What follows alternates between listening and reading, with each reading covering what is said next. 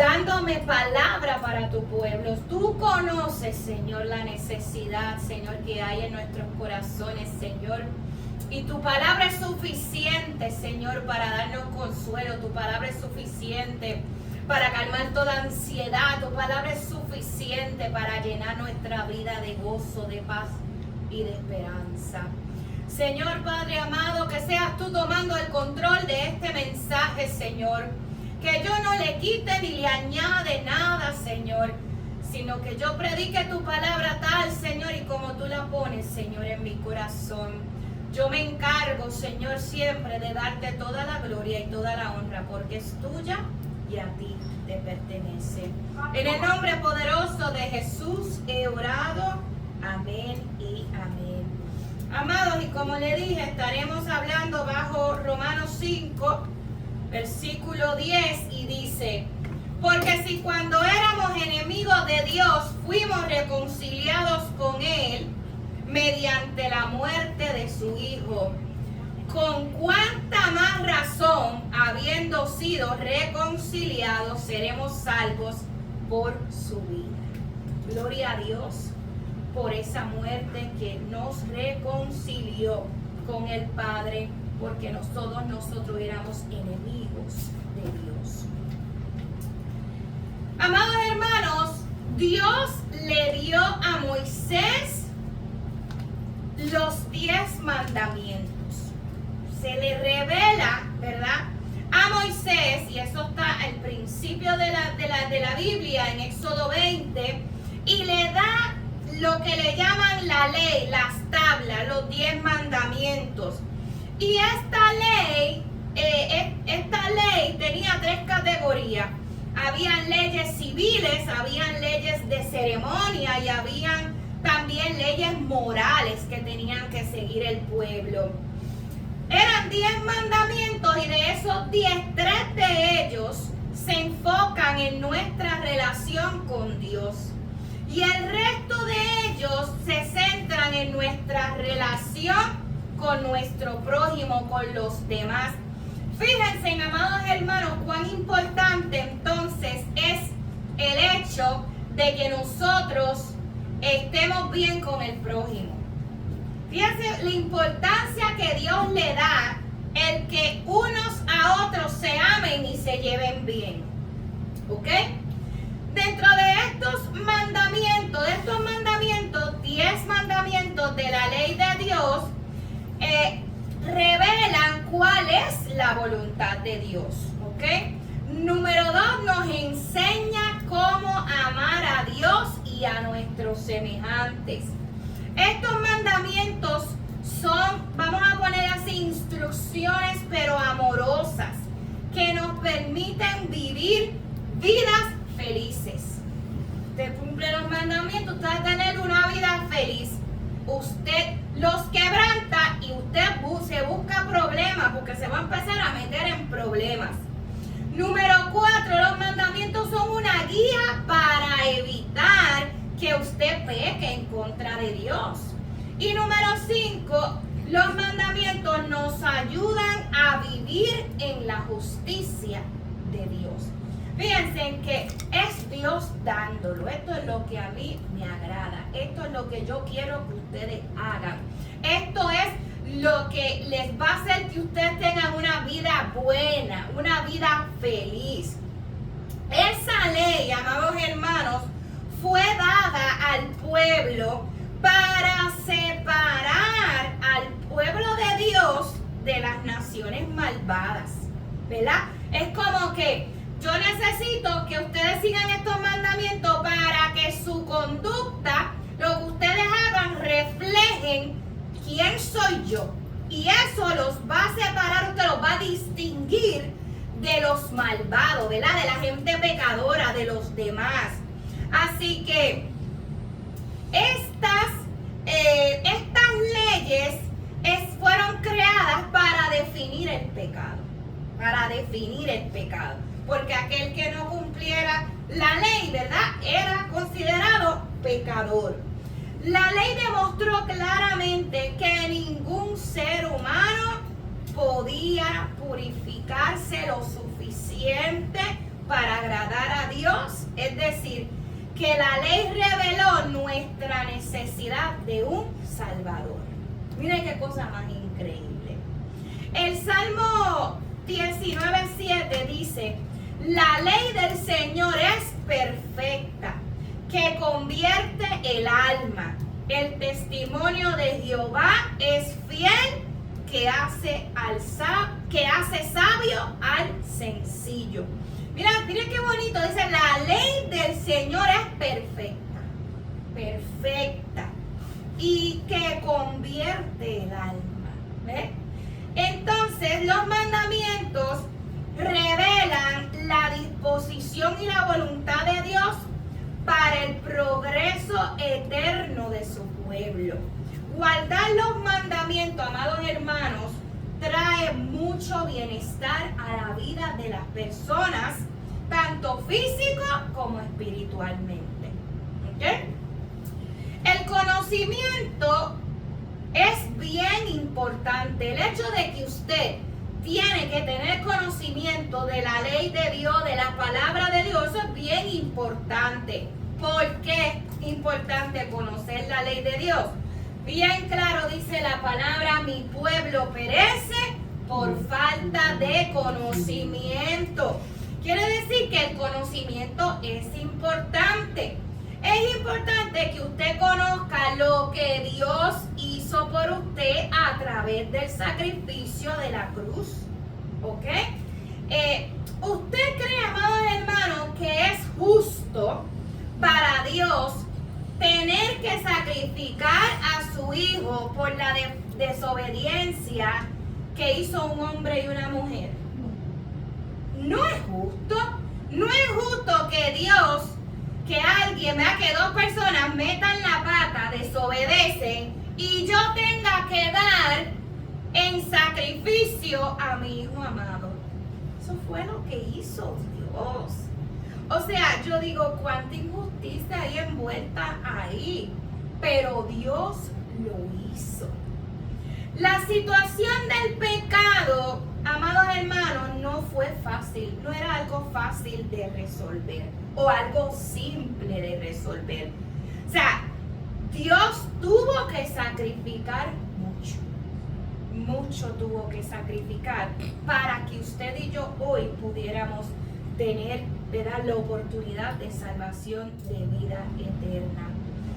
Dios, amados hermanos, da la ley, pero en el transcurso, ¿verdad?, de las civilizaciones, de que el pueblo, ¿verdad?, sale de Egipto y empiezan ellos a vivir como pueblo, empezaron los líderes religiosos a manipular esa ley, ¿verdad? Ellos empezaron a manipular esa ley y le agregaron sus propias reglas y sus propias tradiciones también. ¿Ok? Así que, y todo esto lo podemos ver en Marcos 7, del 7 al 9. El cumplimiento de la ley y como lo interpretaban los fariseos se había convertido, en vez de un deleite y un disfrute, una carga agobiante para las personas. Más que un deleite, ¿verdad? Era una carga y un peso bien grande. ¿Por qué? Porque ellos decían que es que es imposible que entonces nosotros podamos ser salvos, porque ellos, acuérdense, ellos le añadieron todo lo que les dio la gana, alteraron las cosas. En este clima, ¿verdad?, legalista, en todo esto, como dirían en mi país, revolú, fue que Jesús hizo acto de presencia en el mundo. Cuando empezaron a corromper la verdad del Señor y lo que Dios había hecho. Así que había mucha opresión en el momento en que Jesús llega a este mundo. Había mucha opresión de parte del gobierno y de los líderes religiosos, que eran bien ambiciosos, de los cuales Jesús tuvo muchos conflictos con ellos. Vemos a través de las escrituras que Jesús estuvo, ¿verdad?, hablando con ellos, le decía sepulcros blanqueados, hipócritas. ¿Qué no le decía Jesús? Porque ellos y señalaban a muchos, pero ellos mismos no eran capaces de cumplir la ley. O sea, tú sabes lo que es que tú señales a alguien por su pecado, pero tú mismo no, tú no eres diferente a esa persona porque te quedas calladito. Pues eso es lo que hacían los fariseos.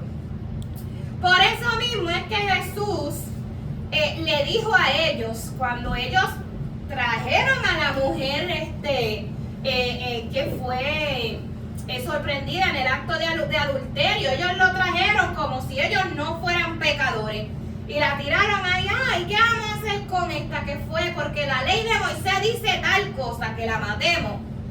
Y Jesús, conociendo los corazones y todos los actos que ellos hacían, le dijo: perfecto, el que esté libre de pecado que tire la primera piedra. Los desnudó a todos. Jesús le dijo a cada uno de ellos, en otras palabras, ustedes son pecadores o más o igual de pecadores que esta mujer que fue sorprendida en el acto de adulterio, ¿verdad? Porque todos somos pecadores. Dice la palabra del Señor: por cuanto todos pecaron, están destituidos de la gloria de Dios. O sea, no había salvación para este mundo.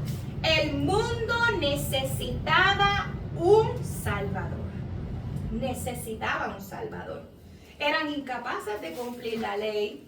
Seguían siendo pecadores. El sistema de sacrificio, ¿verdad?, era ya para ellos, no podían cumplirlo. ¿Por qué? ¿Tú sabes por qué? Porque los líderes religiosos empezaron a hacer un negocio con la compra y la venta de las ovejas. No, que esta no sirve. No, que no me puedo virar porque yo llevo 3 días caminando para poder llegar acá. Ah, no, pues yo te vendo una. La tuya no sirve, pero yo te vendo una.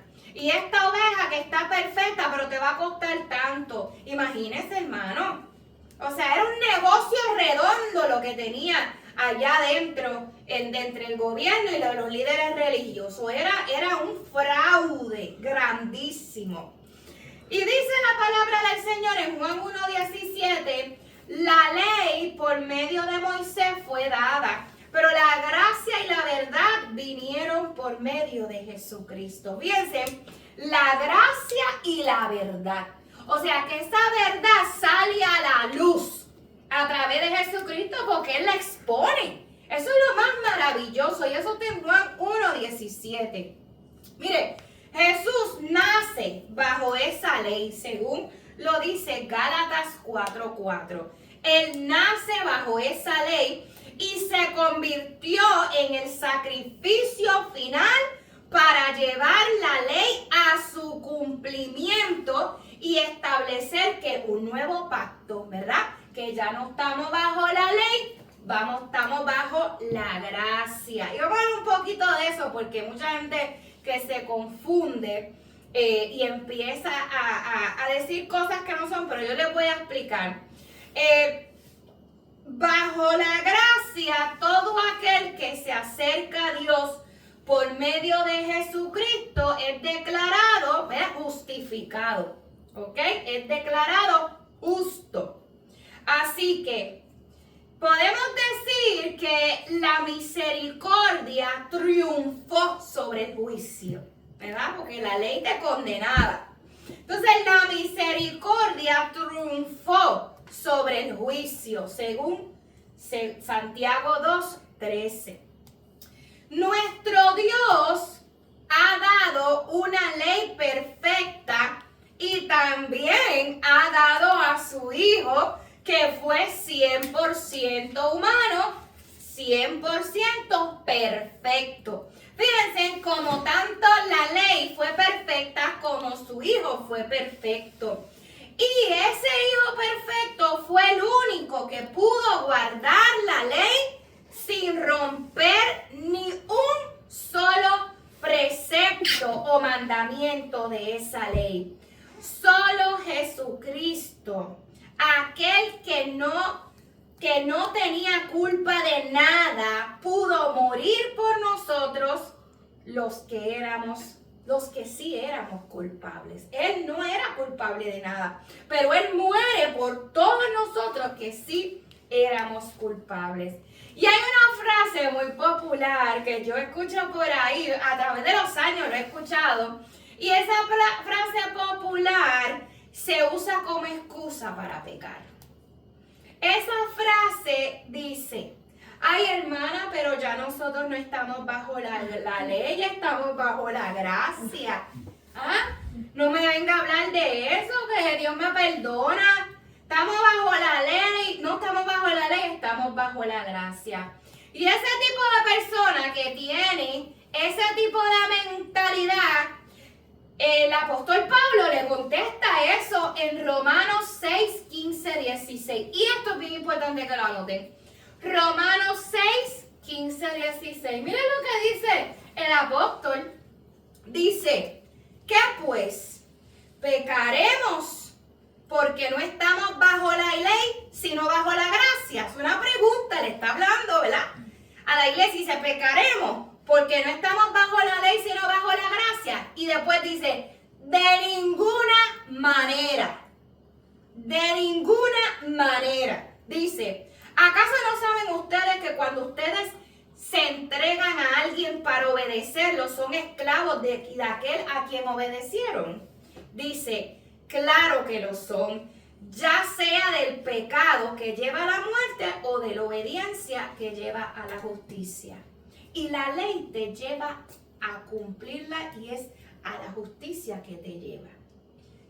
Desobedecer la ley te lleva a la muerte y a la desobediencia. Y el apóstol Pablo lo está diciendo.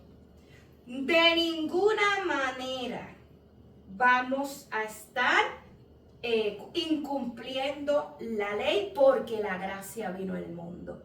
Al contrario. Mira lo que dice Jesús. Jesús, para ese tipo de personas, le dijo, no piensen que yo he venido a abrogar la ley, o sea, a cancelarla, a la ley de los profetas. No he venido a abrogarla, sino a cumplirla. ¿Ves? El mismo Jesús dijo, espera, yo no vengo a invalidar la ley que fue enviada por mi Padre, yo vengo a cumplir esa ley. Hermanos, el cumplimiento de la ley requiere no solo obediencia en el exterior, sino también un cambio en el interior, en nuestras actitudes, en el corazón y en nuestros pensamientos. Y el apóstol Pablo hablaba de la renovación de nuestra mente, de nuestro ser. Por eso es que la palabra de Dios dice que tenemos que morir y nacer de nuevo. Porque ya, ¿verdad? Cristo vive en mí. Ya las cosas anteriores pasaron. He aquí, Él hace todo nuevo. ¿Ok? El ejemplo, vamos a dar el ejemplo ya mismo. Mira. El mandamiento, vamos a poner, uno de los mandamientos dice, no matarás. ¿Verdad? No matarás. Y usted puede pensar, pues no matará, pues entonces si yo no mato a nadie, yo cumplo con ese mandamiento, ¿verdad? Porque yo no he matado a nadie. Pero hay mucho más detrás del objetivo principal de ese mandamiento. Hay mucho más detrás, hermano. El objetivo por el cual Dios da ese mandamiento es para ponerle fin a la violencia humana. ¿Qué pasaba en Egipto? Se maltrataban los unos a los otros. Los egipcios se aprovechaban. El objetivo de ese mandamiento era ponerle fin a la violencia humana. Pero sobre todo, consistía en guiar a las personas a que adoptaran actitudes y formas de amarse los unos a los otros. Por ejemplo, cuando nosotros evitamos matar a alguien, cumplimos con la ley, ¿verdad? Porque la ley dice no matarás. Pero cuando nosotros amamos, cumplimos ese mandamiento plenamente. Dios nos dice a nosotros, no mates, ama. ¿Ves? Eso es lo que está diciendo ese mandamiento. Dios enfatiza mucho en la palabra del Señor sobre el amor. O sea que no es que tú no quieras matar por cumplir el mandamiento de Dios. Es que no matemos porque yo amo a mi prójimo y por lo tanto yo no puedo matar a alguien a quien yo amo. ¿Entiendes cómo se relaciona? O sea, hay que cumplir el mandamiento no desde el lente de que, ok, pues no mato, pero entonces, ok, no matas, pero lo odias. ¿Ves? No matas a tu hermano, ¿verdad? Con algo que le quite la vida, pero lo odias. Entonces, ¿estás cumpliendo con el mandamiento de no matarás? No lo estamos cumpliendo a cabalidad. Porque nuestra motivación de no matar debe ser el amor, ¿verdad? Pero hay personas que dicen, no, yo cumplí con la ley, yo no maté. Pero en tu corazón, exactamente. Dios, amados hermanos, no quiere que nosotros nos estemos enfocando en el mal que hay en el mundo, sino en la manera que cada uno de nosotros opta por hacer el bien ante el mal que enfrenta la sociedad. Dios no quiere que tú estés pendiente, ay, mira lo que no, ok. Ante esa situación que tú estás viviendo, elige hacer el bien. Eso es todo lo que quiere Dios. Dice la palabra del Señor en 1 de Tesalonicenses 5:15, dice, miren que ninguno devuelva a otro mal por mal, sino que procuren siempre lo bueno, los unos para con los otros y para con todos. Eso está en 1 de Tesalonicenses 5:15. No le paguen mal por mal a nadie. Procuren siempre lo bueno los unos para los otros. En la Biblia hay un ejemplo de que Jesús estaba hablando, ¿verdad? Y enseñando, y esto está en Marcos 10, 17 al 30. Después analicen esa historia. Y es la historia del joven rico. Ese joven rico, Jesús estaba enseñando y fue donde él corriendo y le dice, maestro bueno, ¿qué yo puedo hacer para heredar la vida eterna? Y Jesús le contesta, le dice, bueno, ya tú lo sabes, cumple los mandamientos y le da, ¿verdad? Y le da todo, le menciona los mandamientos. Y el joven rico le dice, maestro, todo esto yo lo he guardado desde mi juventud. Jesús, mira lo que dice, mirándolo lo amó. Escuche bien, mirándolo lo amó y le dijo, te falta una cosa, ve y vende cuanto tienes y da a los pobres y tendrás tesoro en el cielo, entonces vienes y me sigues. Pero el joven rico, afligido por estas palabras, se fue triste porque era dueño de muchos bienes. Amados hermanos, esta historia lo que nos está reflejando es que el joven rico amaba más al dinero que a su prójimo. Usted ve cómo tú tienes que estar pendiente, cómo tú amas y tratas a los demás. Jesús le dijo, tú tienes muchos bienes. Vete, vende lo que tienes y dáselo a los pobres, ¿verdad? Porque él ya tenía muchos bienes, pero hay otros que no tienen. Vete, dalo a los pobres. Y él no estuvo dispuesto. Así que esa ley que él cumplía desde joven de nada le servía o de nada le sirvió. ¿Por qué? Porque su corazón estaba en él mismo, no estaba en lo que Dios amaba. ¿Y qué es lo que Dios ama? La humanidad entera. Por eso es que nuestras vidas no pueden estar centradas en el yo. ¿Ven? en el yo, en el que yo necesito, yo quiero, yo esto, no. Los mandamientos te empujan a tu prójimo. Cuídalo, ámalo, dale de comer, levántalo, consuélalo. O sea, todas estas cosas son las que Dios quiere que nosotros hagamos. Entonces, nuestro amigo Pedro, nos dijo nuestro amigo Pedro, nuestro amigo Pedro, déjame buscarlo por aquí, dijo,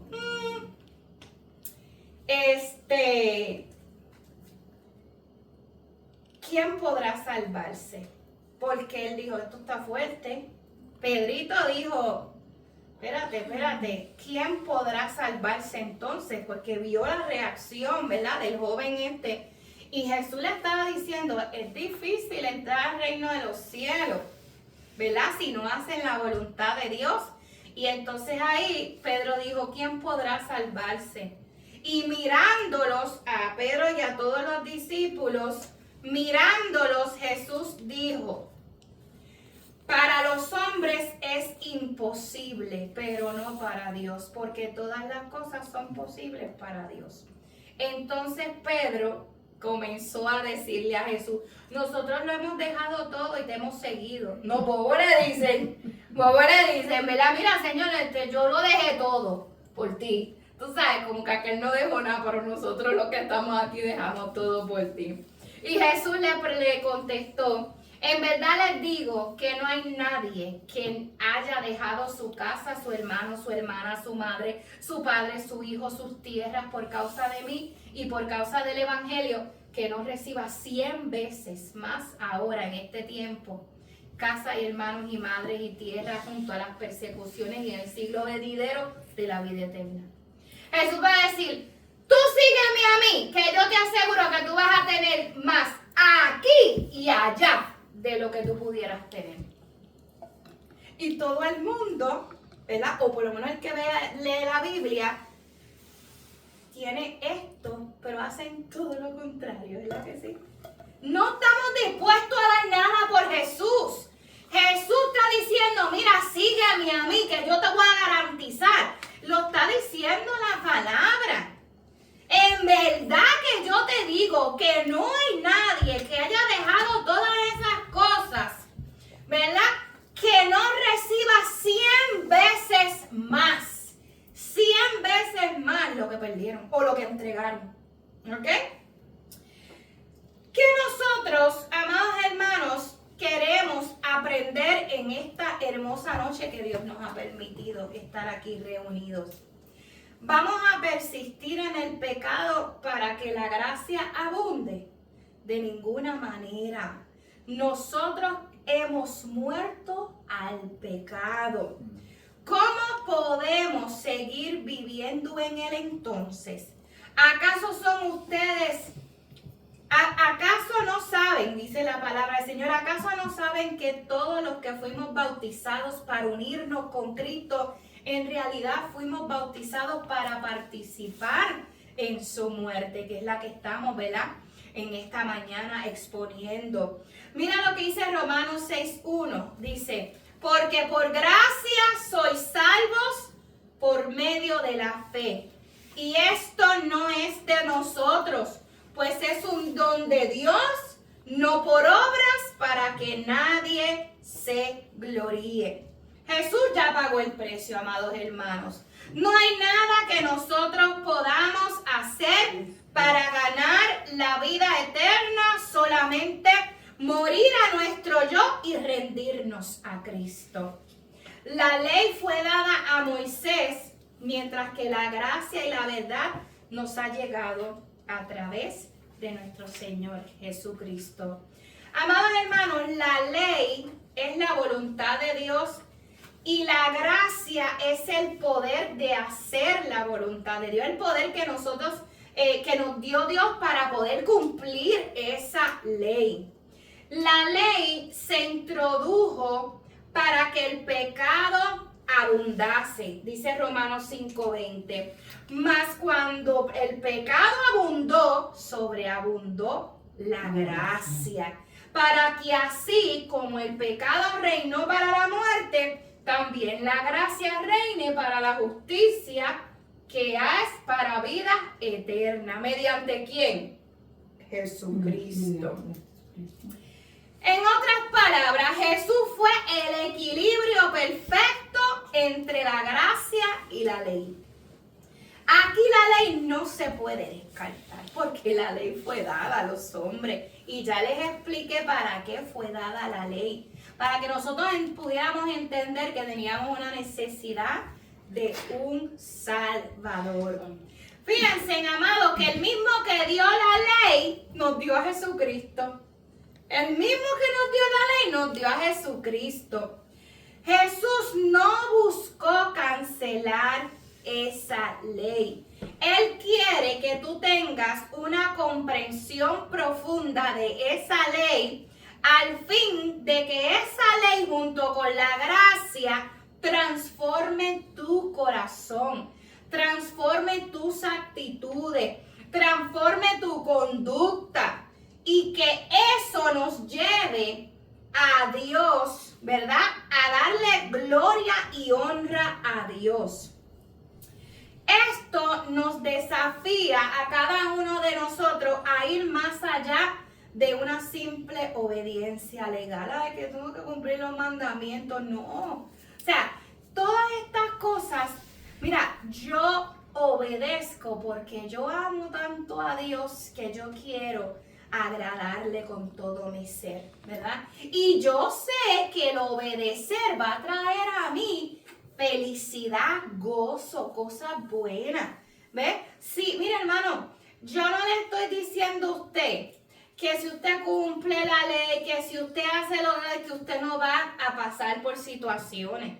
Eso no es lo que yo estoy diciendo en esta noche. En el mundo tendréis aflicciones, pero confía, yo he vencido al mundo.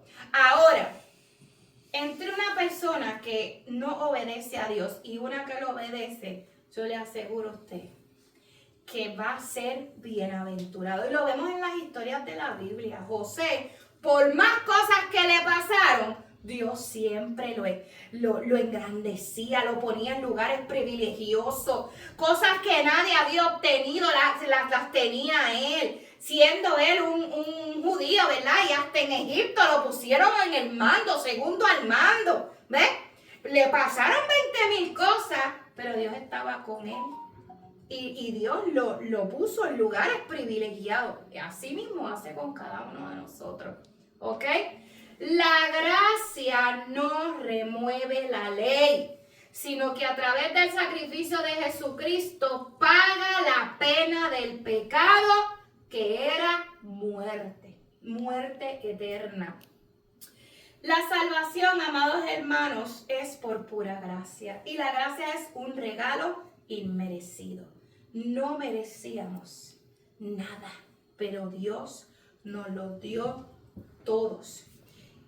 Y todos nosotros como creyentes somos llamados a vivir, ¿verdad? De acuerdo con todo lo que Dios ha estipulado en su palabra. Desde Génesis hasta Apocalipsis. En Jesús vemos el cumplimiento de la ley a cabalidad. Y lo hizo por ti y lo hizo por mí.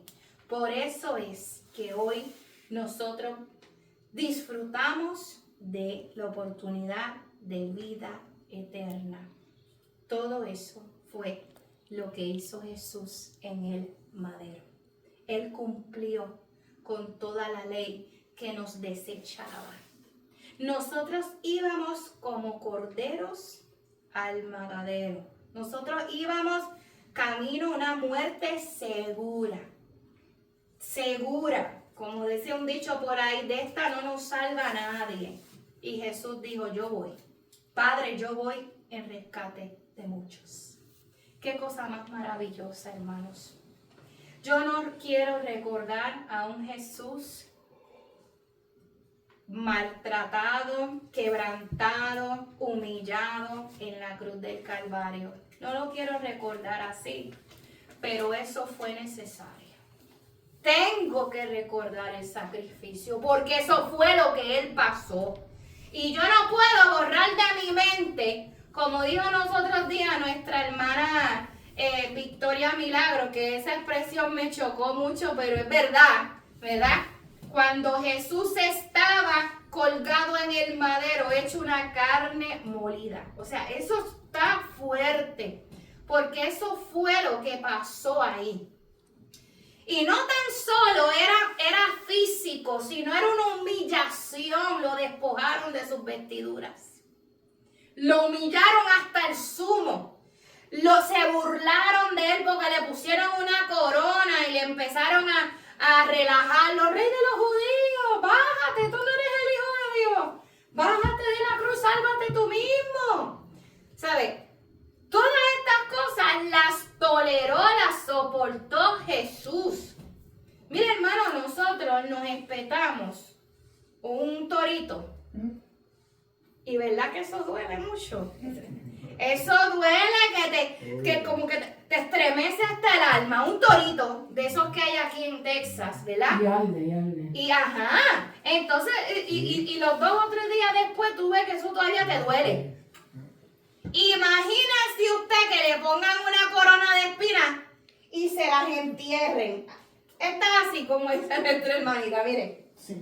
Y esas coronas y esas espinas de esos árboles desérticos, porque allá era desierto también. Imagínese usted, hermano, imagínese esos cactus.